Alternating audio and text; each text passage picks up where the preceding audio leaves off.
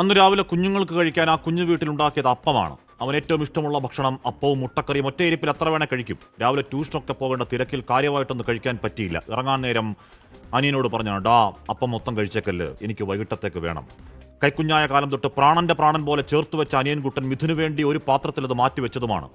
അത് കഴിക്കാതെ ബാക്കി വെച്ചാണ് വീടിനും നാടിനും മനസാക്ഷിയുള്ള മുഴുവൻ മനുഷ്യർക്കും ഉറക്കം ഞെട്ടിക്കുന്ന അവന്റെ മോർച്ചറി തണുപ്പിലെ ഉറക്കം. ആ വീട്ടിലെ ബുദ്ധിമുട്ടുകളൊക്കെ നന്നായി മനസ്സിലാക്കുന്ന ഒരു പൊന്നുമോനാണ്. പ്രായത്തിൽ കവിഞ്ഞ പക്വത, പഠിക്കാൻ മിടുക്കൻ ചിത്രകാരൻ.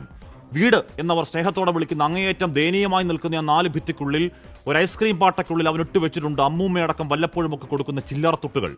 കീറിപ്പോയ ചെരുപ്പ് മാറ്റി വാങ്ങാൻ ശേഖരിച്ചതാണ്.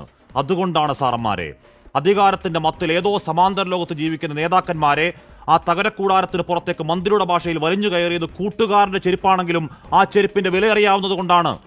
കോട്ടയത്ത് ഒരു പാവം സ്ത്രീ കോൺക്രീറ്റിന് താഴെ പിടഞ്ഞു മരിച്ചതടക്കം 2 ആഴ്ചക്കിടയിൽ ഒറ്റപ്പെട്ട രണ്ടാമത്തെ സംഭവത്തിൽ പുറത്തു വരുന്നത് ഞെട്ടിക്കുന്ന വീഴ്ചകൾ മാത്രമാണ്. ആവർത്തിച്ച് പറയണം, അനാസ്ഥയുടെ ഗവേഷകരെ കൊണ്ടു നിറച്ച് പൂത്തുപൂതലിച്ച പാറ പോലെ ഉറച്ച ഈ മുടിഞ്ഞ സിസ്റ്റം ആ കുരുന്നിനെ കൊന്നുകളഞ്ഞതാണ്. ആർക്കും കുറ്റമില്ല, അധ്യാപകർ കുറ്റമില്ല, സഹപാഠികൾ പറഞ്ഞത് കേൾക്കാതെ വലിഞ്ഞു കയറിയതാണെന്ന് ആ കുഞ്ഞിന് കുറ്റച്ചാർത്തും കൊടുത്ത് താഴെ ഇറങ്ങി ജില്ലയിലെ ഒരു മന്ത്രിയാണ് ഏതോ വക്ക പാട്ടുവിട്ടങ്ങ് ആനന്ദിച്ച് സൂംബ കളി. എന്റെയും നിങ്ങളുടെയും പണം ഖജാനയിൽ നിന്ന് ലക്ഷങ്ങളെടുത്ത് ചികിത്സയ്ക്ക് ചെലവാക്കിയ ഒരു മന്ത്രി ആ വീടിന് 5 ലക്ഷവും പറഞ്ഞിട്ട് പറയലാണ് അബദ്ധം പറ്റിയത്. 8ാം ക്ലാസ്സുകാരനാണ്, വകുപ്പിന് വൈറ്റ് വാഷ് അടിക്കൽ. കോട്ടയത്തും കണ്ടതുപോലെ അപ്പം തന്നെ ക്യാപ്സ്യൂൾ ഇറക്കാൻ ഇതുപോലെ രാഷ്ട്രീയ പ്രശ്നമാണോ? പരാജയപ്പെട്ട സിസ്റ്റത്തിൽ കൊല്ലപ്പെട്ടൊരു കുഞ്ഞു മരവിച്ച് കിടക്കുമ്പോൾ എങ്ങനെ വായിൽ വരുന്നടോ ഈ മനുഷ്യവിരുദ്ധ വൃത്തികേടുകളും കെട്ടവാക്കുകളും? ആ വയനാട്ടിലൊരു സാധുവിനെ കടുവ കീറിക്കുന്ന ആ വേദനയിൽ നാട് നിൽക്കുന്ന സമയത്ത് ഫാഷൻ ഷോയിൽ പോയി പടുപാട്ട് പാടുന്ന ഒരു മന്ത്രി. ഇന്നലെ ആ ദാരുണ സംഭവം തൊലിപ്പുറത്ത് പോലും ഏശാതെ അന്തം പറഞ്ഞ് സൂമ്പ കളിക്കുന്ന മറ്റൊരു മന്ത്രി.